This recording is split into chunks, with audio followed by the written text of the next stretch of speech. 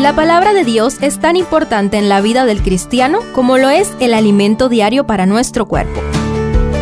Estudia con nosotros el capítulo del día en Reavivados por su palabra. Éxodo 21. Inmediatamente después de las indicaciones sobre la correcta adoración con que cerró el capítulo anterior, este capítulo continúa presentando leyes sobre la esclavitud y el homicidio bajo la teocracia. Primero, la esclavitud. Dios creó al ser humano libre, pero después del pecado, las antiguas civilizaciones permitieron la esclavitud, y esta ha prevalecido hasta nuestra era de diferentes maneras y en diferentes grados.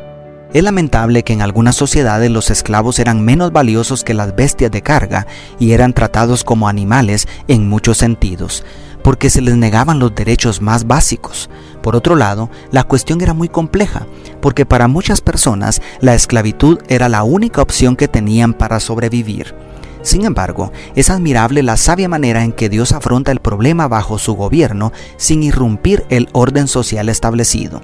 Los versos 1 al 11 establecen principios que protegían a los más vulnerables de la sociedad y, finalmente, conducirían a la abolición de la esclavitud en el pueblo de Dios.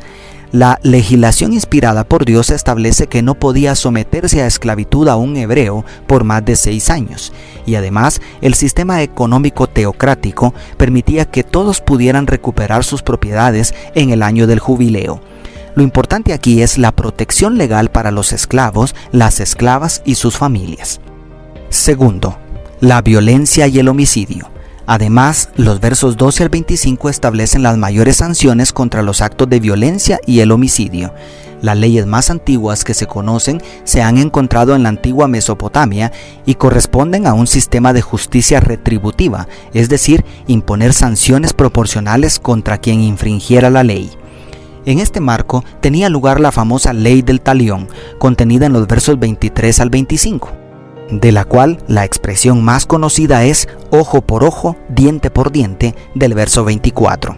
Lo asombroso aquí es que la legislación del gobierno divino se adelanta siglos en materia de justicia, especialmente porque establece distintos grados de culpabilidad. De manera que, sin hacer distinción de ninguna clase, se exigía la pena máxima contra quien se atreviera a quitarle la vida a su prójimo de manera premeditada y, a la vez, se daba la oportunidad de un juicio justo y protección a quien cometía el mismo delito por accidente o por causas ajenas a su voluntad.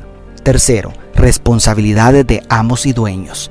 Por último, los versos 26 al 36 estipulan leyes sobre las responsabilidades de los amos con respecto a sus esclavos y las de los dueños respecto a sus animales. Nuevamente es sorprendente el contraste con las leyes de algunas naciones paganas, donde se protegían prioritariamente los intereses de los amos, es decir, los ricos y poderosos. En su lugar, Dios da prioridad a los derechos del esclavo, permitiendo quedar en libertad si recibía un daño físico por parte de su amo. Por otro lado, se establece una norma justa al considerar la diferencia entre el daño que hacía un animal por primera vez y aquel que ya es habitual, su tendencia a hacer daño. En pocas palabras, las leyes que Dios estableció para su pueblo por medio de Moisés hablan muy bien del carácter justo del rey de Israel. Y cuarto, responsabilidad ante Dios. Para terminar, es importante que reflexionemos sobre el mayor aporte que la legislación de Israel bajo el gobierno divino hace. Mientras que para otras sociedades el delito es una falta contra el Estado o contra la conciencia humana, en la nación fundada por el Creador, toda falta es en primer lugar contra Dios. Esto le da una dimensión espiritual a la ley y permite comprender que la raíz de todos los problemas de la sociedad está en el pecado. ¿De qué manera esta dimensión espiritual te motiva a hacer lo correcto por la simple razón de ser correcto? Dios te bendiga. Tu pastor y amigo, Selvin Sosa.